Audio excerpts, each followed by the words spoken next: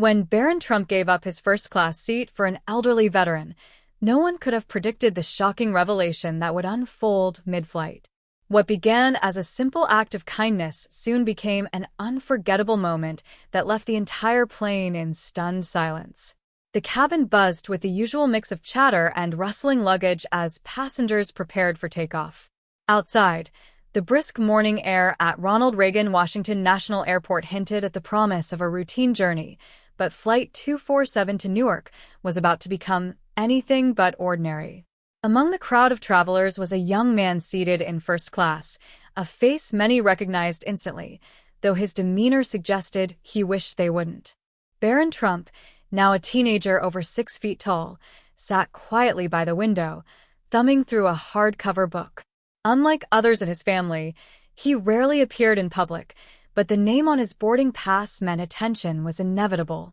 Across the aisle, an elderly man in his late 70s shuffled into the economy section. His silver hair was neatly combed, his back slightly hunched, and his gait deliberate as he clutched his boarding pass and an aged leather duffel bag.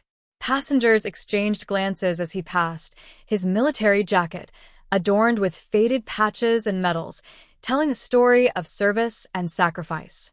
Some whispered, wondering about his past, while others simply admired the quiet dignity in his stride.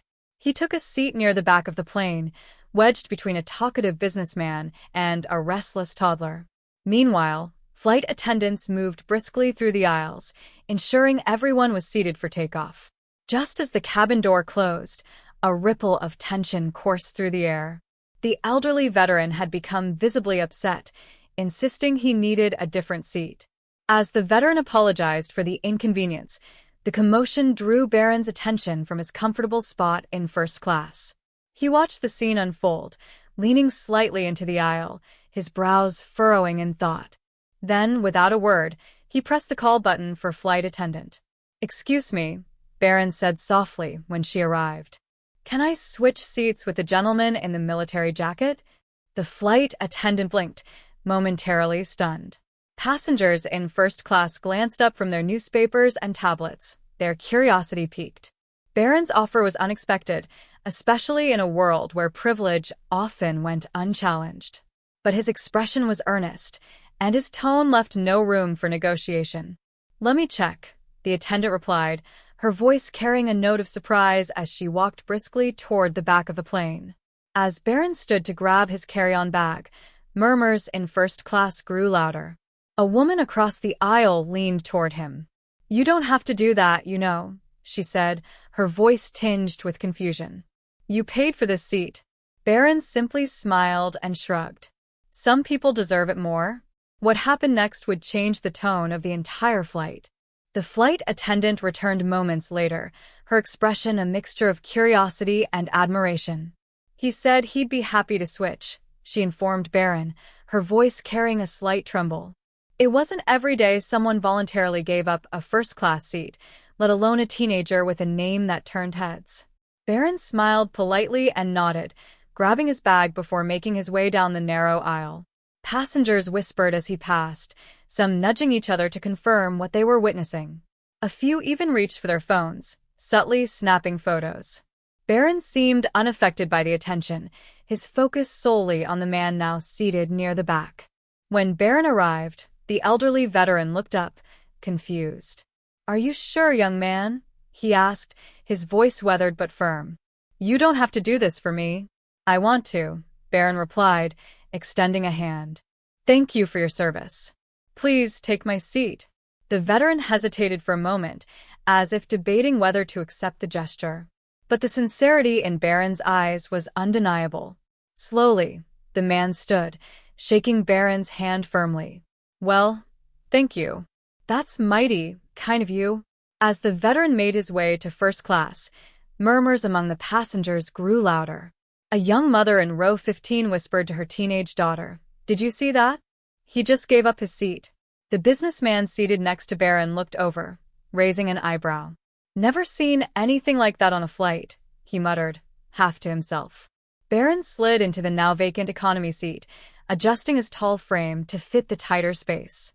He seemed completely at ease, ignoring the scattered stares from fellow passengers. A flight attendant passed by and discreetly asked if he needed anything, but Barron simply shook his head and opened his book again. In first class, the veteran settled into the plush seat, visibly overwhelmed by the comfort and unexpected kindness. He adjusted the armrest, his hands trembling slightly. A flight attendant approached, offering him a complimentary drink and a warm blanket. "You should have this seat," she explained. The veteran smiled faintly. "It's been years since I've been treated like this," he murmured. He glanced back toward the economy section, where Barron sat calmly, absorbed in his book. The gesture, though small in action, was monumental in its impact. For a moment, the cabin seemed to exhale as the tension of boarding dissipated. Passengers settled in, and the plane taxied onto the runway. But as the engines roared to life and the flight lifted into the air, the story was far from over. What seemed like a simple act of kindness was about to take a turn no one could have predicted. And then the veteran spoke. The flight reached cruising altitude, and the soft hum of the engines filled the cabin. Flight attendants moved through the aisles with drinks and snacks, but the atmosphere was anything but routine. Passengers couldn't stop glancing between Barron Trump in the economy section and the elderly veteran now seated in first class. Whispers of admiration had spread, but the story was just beginning to unfold. The veteran sat quietly at first, sipping his water and staring out the window, his hands resting on his lap, the faintest tremor visible. Then, as if compelled by the weight of the moment, he turned to the passenger seated next to him, a middle-aged woman with kind eyes. "I have to say something," he began, his voice just loud enough to be heard. The woman looked at him, curious. The veteran adjusted the small pin on his lapel, a purple heart, and sighed deeply. "That young man who gave me this seat, his family saved my life once." The woman blinked, surprised. "What do you mean?" The veteran leaned back, his voice growing steadier as he began his story. "It was decades ago during the Vietnam War. I was stationed overseas, far from home, with no family support. I'd been injured badly, shot twice in the leg. When I finally got stateside, I was lost. No direction, no purpose, nothing." His voice wavered, but he continued. "I ended up in New York, trying to rebuild my life. I didn't have a place to stay, barely enough money for food. One day, I ran into a man outside a diner who saw me struggling. He didn't just hand me $1 and walk away. He sat with me and listened to my story. That man was Donald Trump's father, Fred." The woman's eyes widened, and a few passengers nearby, who had been subtly eavesdropping, leaned closer. "Fred Trump?" she asked. The veteran nodded, his expression growing wistful. "Yes. He didn't owe me a thing, but he made sure I had a roof over my head and a job to get back on my feet. He never asked for anything in return. Just told me, 'You serve this country. It's the least we can do.' I'll never forget those words." By now, the conversation had caught the attention of several passengers in first class, and the story began to ripple through the cabin. The veteran's voice grew stronger as he continued, his eyes misting with gratitude. "I always wanted to thank his family, but I never got the chance. Life moved on, and I thought the moment was lost forever. And now, today, that man's grandson, he's given me a gift I'll never forget." What are the odds of something like this? In economy, Barron sat, oblivious to the growing buzz around the plane. He was engrossed in his book, his long legs awkwardly tucked into the cramped space. But in first class, the veteran's revelations sparked something deeper. Passengers began to exchange glances, murmurs of amazement spreading like wildfire. One of the flight attendants leaned toward the veteran. "Would you like me to tell him what you just shared?" she asked softly. The veteran hesitated, then shook his head. "No, not yet. Let the boy have his piece. He doesn't need to know how much this means to me. Not right now." But the passengers couldn't contain their astonishment. What had started as a simple act of kindness now carried a sense of destiny, as if the universe had aligned just for this moment. And then, something even more remarkable happened. The veteran sat quietly for a few moments, his story lingering in the air like an unspoken challenge. Nearby, Passengers exchanged glances, some leaning in closer to share their own thoughts in hushed tones. The flight had transformed from a routine journey into something far more profound. It was the man seated directly across from the veteran who broke the silence. He was in his early 40s, with a tired but approachable face. "I'm sorry to interrupt," he said, his voice steady but tinged with emotion. "But your story really hit home. My grandfather served in Vietnam, too. He used to talk about how much it meant when people back home cared enough to help. Hearing what Fred Trump did for you, well, that's rare. Too rare." The veteran nodded, his lips curling into a faint smile. "It's the little things, son. People don't realize how far a small act of kindness can go. Back then, I thought my life was over, but that man's generosity gave me a second chance." Across the aisle, the young mother chimed in, cradling a sleeping toddler in her arms. "You know, my dad used to say the same thing. He wasn't a veteran, but he always told me that when someone lifts you up, even just a little, you pass it on. It's like a chain reaction. What Barron did today is proof that kindness still matters." The veteran's eyes softened as he listened. "It's true. And it's not just about big gestures. Sometimes just being seen, being acknowledged, can change everything. That's what Fred Trump did for me, and it's what his grandson has done for me again today." The passengers continued to share their stories, each one more heartfelt than the last. A flight attendant, visibly moved, sat on the armrest of an empty seat near the veteran. "I wasn't planning to say anything," she admitted, "but my brother served in Iraq. He didn't talk much about it, but when he came home, he told me that the people who stopped to thank him or helped him out in small ways, those were the moments that stuck with him. Sometimes those moments were the only thing keeping him going." The veteran nodded in understanding, his expression a mix of empathy and quiet pride. "Your brother's right. It's the little things that keep you grounded when everything else feels like it's falling apart." In economy, Barron noticed a few passengers glancing back at him, their faces a mixture of awe and gratitude. He didn't understand the full context of what was happening yet, but he offered a polite nod to one woman who smiled at him. His gesture, though small, had set off a cascade of reflections and connections no one on that flight could have predicted. The veteran turned to the flight attendant.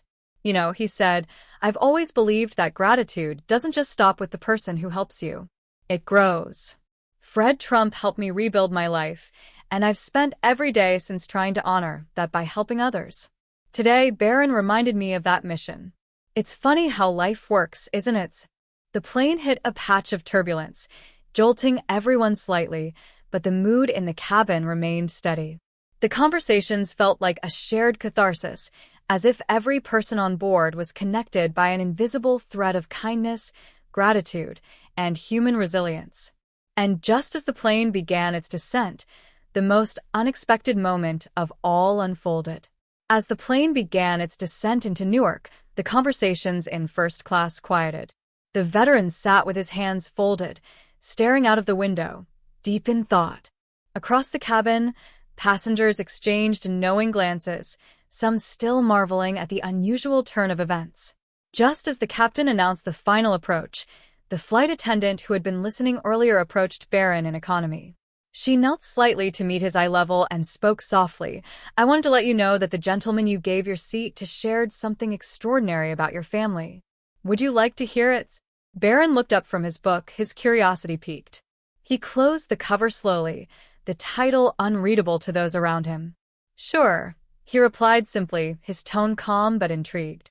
The attendant hesitated for a moment, as if searching for the right words. "Years ago, your grandfather Fred Trump helped him when he was at his lowest point," she said. "Your grandfather gave him a place to live and a job, expecting nothing in return. And today, you did something for him that reminded him of that kindness." For a moment, Barron didn't speak. His expression remained composed, but his eyes softened, as though the weight of the revelation was settling over him. He finally said, "That's something, isn't it?"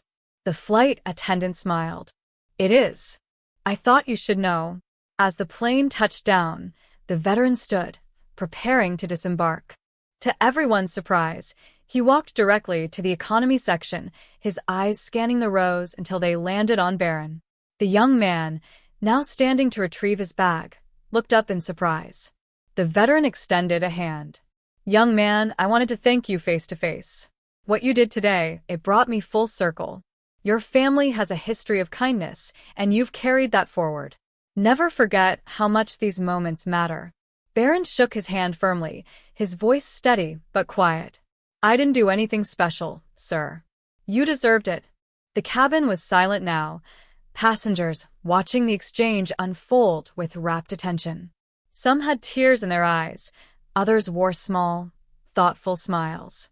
The connection between these two men, generations apart, felt like a living testament to the power of empathy and gratitude.